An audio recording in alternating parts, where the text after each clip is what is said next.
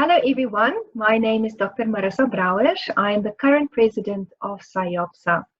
SIOPSA stands for the Society for Industrial and Organizational Psychology of South Africa. We are a member-based non-profit organization which is established to enhance the industrial and organizational psychology profession within the South African context. So today our guest is Dr. Andrew Johnson, which will be speaking to us more about leadership and what it means to be a leader during this time of the COVID-19 pandemic, and what our role as industrial psychologists can be to assist or support our leadership within our companies during this time. So allow me just to give you a short background on Dr. Johnson. So Dr. Johnson is the Chief Learning Officer of ESCOM. He's a registered industrial psychologist at the Health Profession Council South Africa.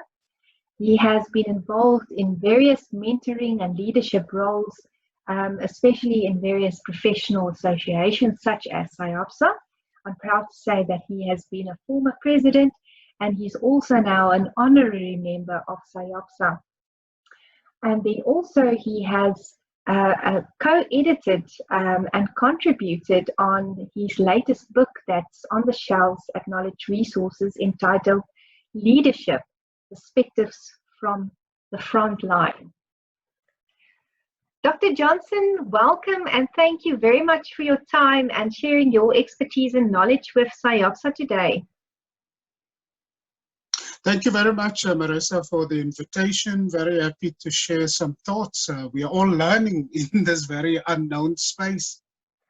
Yes, definitely, indeed.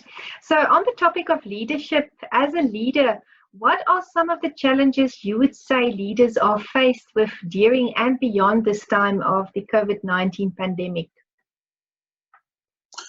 I think because of the unknown nature of this pandemic that we find ourselves in, I think very few of us, if any, have experienced something to this scale in the world. And even though I think we had planned in some ways for how to deal with some of the disasters or emergencies we might face, the extent of this thing is of such a nature that it totally overwhelms us to some extent.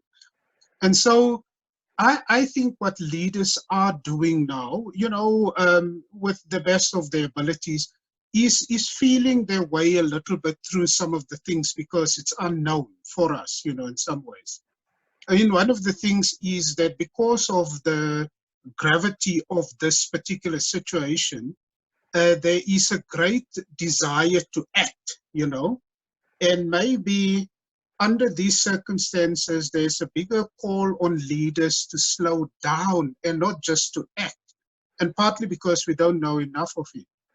There's a metaphor that we use in leadership development about being on the dance floor as a leader or being on the balcony. And basically what we mean by that is when a leader is busy doing his work, like he's chairing a meeting, he's facilitating a session, he is coaching his staff and managers, or whatever he does in terms of action, it's when we say the leader is on the dance floor, he's busy with action. It's almost, I often joke when I speak in these sessions to say, the leader is dancing. So he's dancing on the dance floor. But what is required of leaders is to step away from the dance floor, because you might just discover that dance of yours is really outdated. When you look at the whole dance floor now from a distance, you might just discover it's outdated. It doesn't fit in with the kind of context that we find ourselves in. And being on the balcony, therefore, means you stepping away from the situation in order for you to be able to reflect on it. And that reflection is important. It's always this dialectic between the action and the reflection. So you can step back from it. So I would say that one of the big challenges for leaders now, and partly to do with the unknown nature of this, is to be able to say, yes, we do need to act. There's a need for us to take very drastic action with regard to the situation facing us.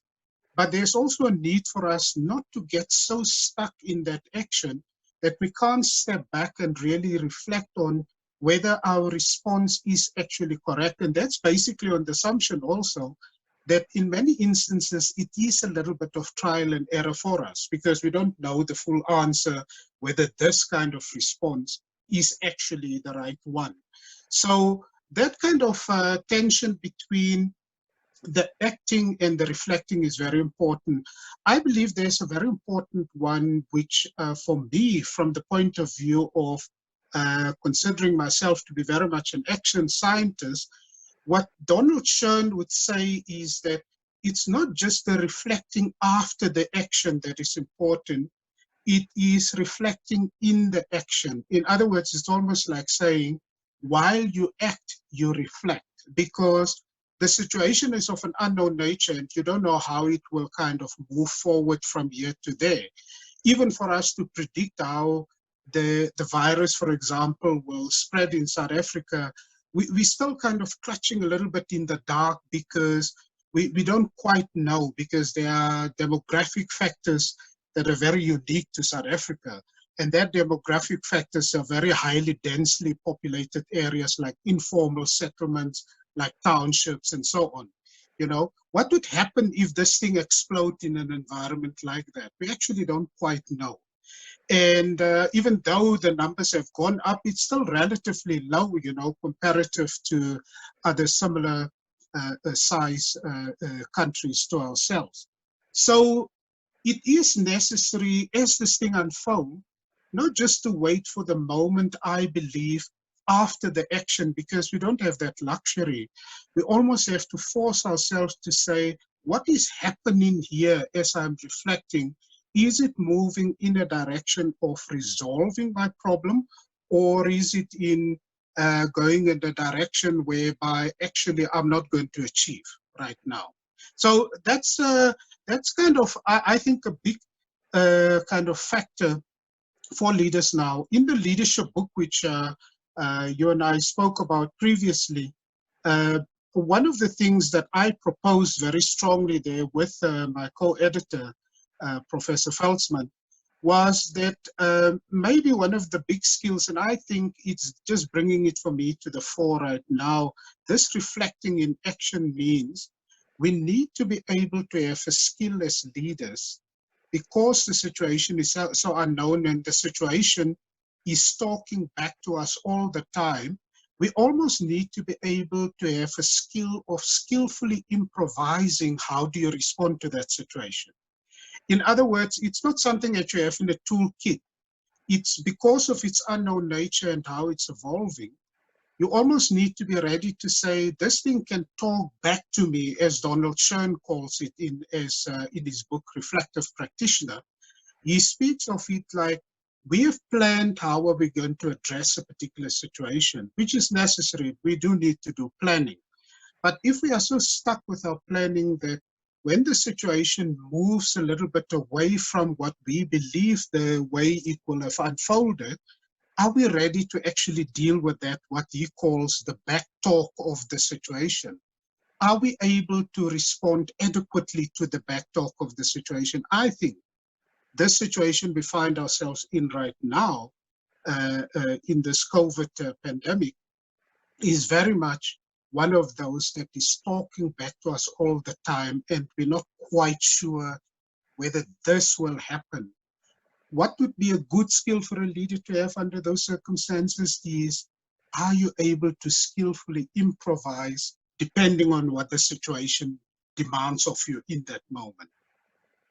Yeah, definitely. I think having that in your toolkit will definitely benefit the way in which you act or dance, as you say, and also the way in which you reflect, sitting on the balcony. I think it's a very nice metaphor. As part of having that in your toolkit as a leader is actually having some of your staff, and in this case, industrial psychologists on your team. What would you say is the role of the industrial psychologist, and how can an industrial psychologist be able to assist or support leaders during this and beyond this time of COVID? I think it's probably a very useful time for us to say, what were the gaps that we, in our kind of normal work situation in the past, were we not able to fill very quickly? And we can look over the whole spectrum of the critical outputs that an industrial psychologist would have to, the skills that he or she would bring to an organization. Obviously, I mean, one of those from the point of view of the impact of this of the virus on people being in a situation of lockdown is big. I've got a friend of mine, he's based in Windhoek. He's a clinical psychologist and he's doing some research to look at what are the clinical factors here that people are really struggling with in terms of being in lockdown, because you can just imagine for a person who might have had some pre-existing conditions, this might exacerbate it, you know. But then we're talking now about normal, so-called normal people that we as industrial psychologists are working. I sometimes don't know what do I mean by normal people we're dealing with, but assuming that we are dealing with normal people within the organization, people are taking quite a bit of stress. So from the point of view of having behavioral skills, of doing a little bit of counseling, obviously we can do that. We can support the behavioral science environment to give people support there, whether it's our own smaller communities or bigger communities. There's obviously right now industrial psychologists, like many other people, have put on a whole lot of webinars. But I'm also asking, is it working? Because I can tell you is, just as a leader, first of all, I'm being bombarded, being invited to this and that webinar. But that's not a very useful response to this current situation because nobody can respond to it. Is it therefore a skill maybe for a leader to work out which one is now applicable? Do I have the judgment to be able to say that I will be part of this webinar because I've got an interest in the topic, or it might be one where I want to develop my skills more? So obviously, it's in terms of what are some of the unique offerings that industrial psychologists can offer under these circumstances, is obviously, as I said, maybe a little bit in the counseling. It's not our key area. It could also be in terms of group facilitation. So it would have to be to discover what are some of the critical topics from a work perspective that are important now for people to even, not only dealing with lockdown, but how could we give advice to organizations, for example? How will you reintegrate people from a behavioral point of view? So organizations, for example, are trying to work out right now, that's what is actually happening. How will you reintegrate people to ensure safety and all of that kind of thing? I haven't heard any conversations about how do we mentally reintegrate people into that environment. So, for example, maybe we could help in terms of how do we calm down people's perceptions around coming back into a workplace. Now, you and I go back into the same workplace. I might be a bit concerned, where's Marissa been in terms of me being exposed now to a virus, which I wasn't before because I sat at my home place. And so there is going to be that kind of fear, you know, that I'm stepping now into an environment where I'm actually exposed to others. And that's obviously the big fear that parents also have for children going back to school now.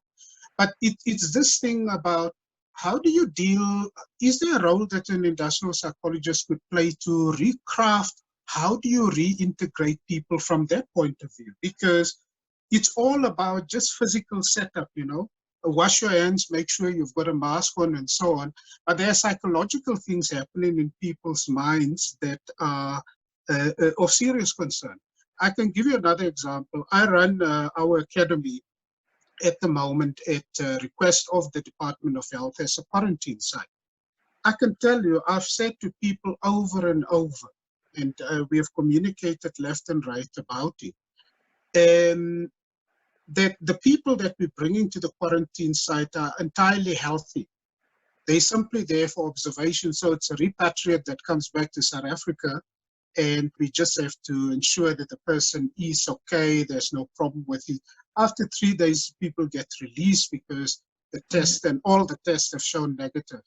People are still concerned, will we be coming back into a place that is not, is virus free? But we haven't brought any sick people there, and we've said it over and over, and no sick person has actually been taken from there to a hospital isolation site. So is there a role for industrial psychologists in helping to craft from a behavioral perspective, what would it mean for people to be reintegrated into the workplace, other than just the physical stuff that need to happen that deals with security and safety? How do you deal with these perceptions of people in their mind? Is there something that we can craft here to say, this is a potential way in which we can help people to deal with the perceptions that they are stepping back into that workplace? Because slowly over the next couple of months, we will obviously begin to reintegrate people more and more into that workplace. How do we help it? Because we understand people from a work perspective. What are the most critical things that would go through a person's mind as he or she steps back into that space? And can we begin to design some stuff around that for people to be integrated? For leaders to be able to, to design something around, you need to maybe to have learned from this particular crisis that we dealt with, especially in the context of the lockdown. How do you need to begin to think differently as a leader? Or are you simply going to come back into this space now, post the lockdown, with the same kind of mindset as you left before the lockdown? And that's a disaster for organizations, because the world has just dramatically shifted. And as is a requirement, I think, for every human being, you need to begin to think differently about the world beyond this. Because if we continue to operate in the way that we did before, we're not going to succeed. Now, the question is, can we as industrial psychologists begin to think what are the kind of things within the leadership development context that we really need to tackle with leaders, especially from the point of view of shifting the mindset to say, guys, this is an ideal opportunity. You didn't even have to do it personally. All you have to do is to kind of step now into this space to say, the space almost has forced me now to think very differently about it. Can we help our leaders to begin to craft new type of organizations that is not of the kind that we left pre the lockdown? I can tell you my biggest fear is that because the human mind, unfortunately, is as powerful as that, slowly but surely we will just settle back into how we have done it always before. The question is, can we as industrial psychologists help to craft what is this new thing that we're talking about of how leaders have to operate, and to begin to address the world very differently? How do you address people? How do you work with people, and deal with the challenges of organizations? Organizations are going to be faced with major problems. From an economic point of view, some organizations are in dire straits right now, and it will continue. The longer this thing goes on, the more it is going to become a problem. So are we ready to help leaders? How do you navigate your own anxieties and fears in that space? And how are you going to step up to the anxieties and fears of your people? Because in the first instance, the second one is the more important one for you as a leader. You almost have to put aside your own anxiety so as to you can deal effectively with your people. Yeah, so there's some views about how industrial psychologists can think. I mean, the normal things that we can do now within a lockdown context could continue. We have the ability to do online assessment of people and so on. We may have to think about it differently. In the past, for example, if we were to do cognitive assessment, it needs to be done within the space of the professional, so that we can ensure that the data is authentic and so forth and credible. But should we be looking at now ways of doing that online with the person? So for example, if we were to do a CPP, should we do it live with the person sitting on on camera here with you? You see exactly what the person is doing, and we can do a full CPP there and fully test it. You don't even have to do validation afterwards. You just simply have the person. Personality testing is obviously easier, but when you do cognitive testing, it always has to be done in the context of the professional. But is the new world of work such that being in the presence of people is also done remotely, whereby I do the assessment right now with you sitting at your computer and I'm looking at you, I can actually supervise how you're doing your assessment right there and then. We need to begin to think about it differently, you know, there's obviously the challenges about online testing, but we can overcome those problems. And it perhaps brings to the fore right now to say, if there are still outstanding matters around online assessment, we need to resolve them now, because the world is moving in that direction. It's not going to be this face-to-face in a classroom sitting with people to do it, you know.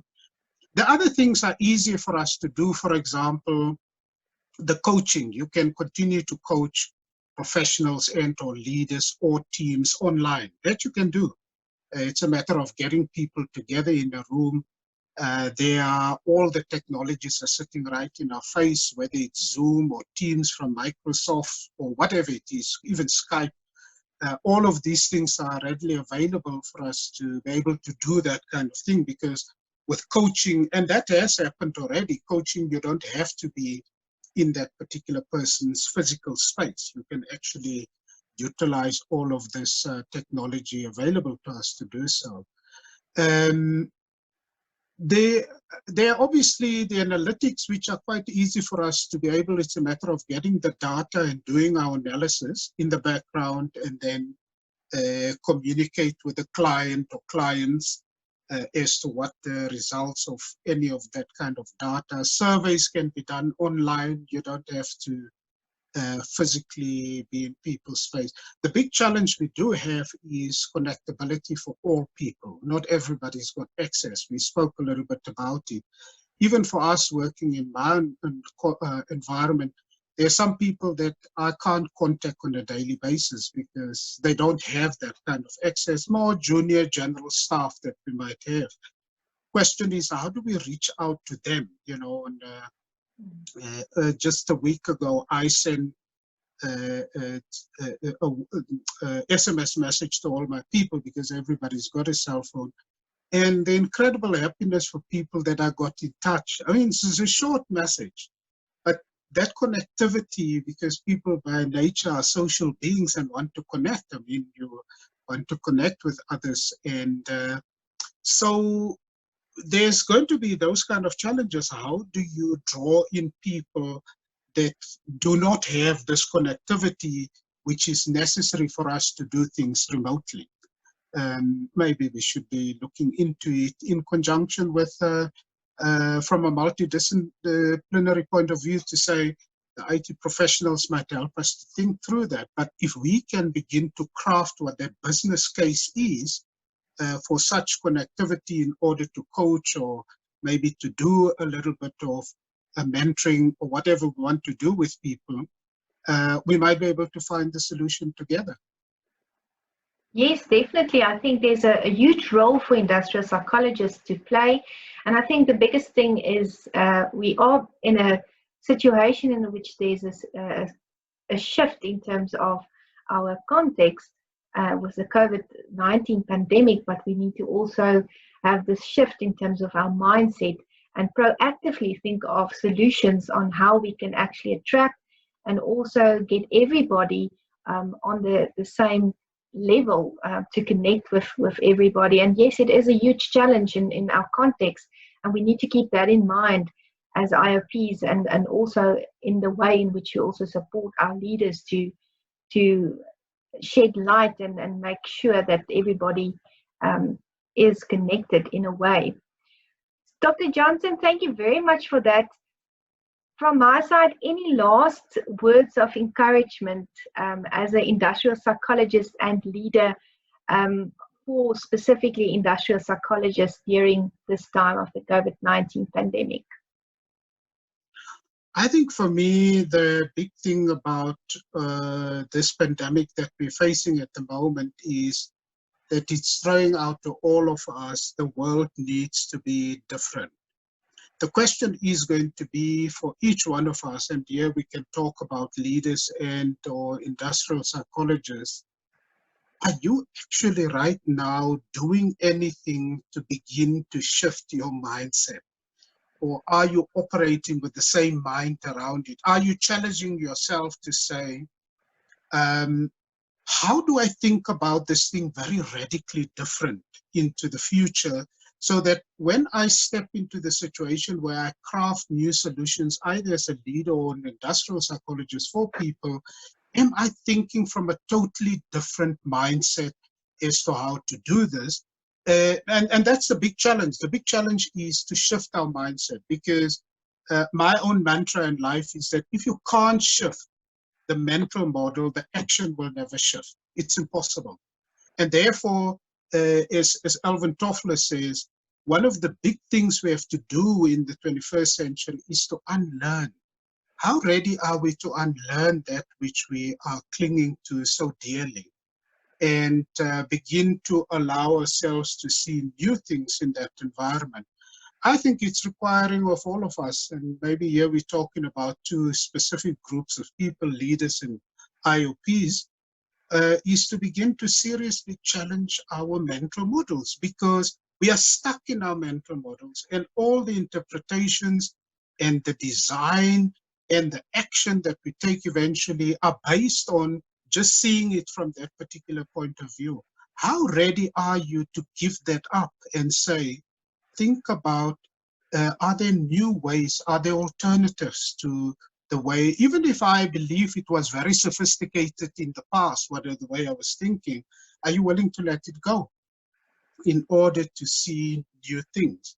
Because if you can't do that, I don't think we're going to be able to respond in any new and fresh and an exciting way to this world that is presented to us.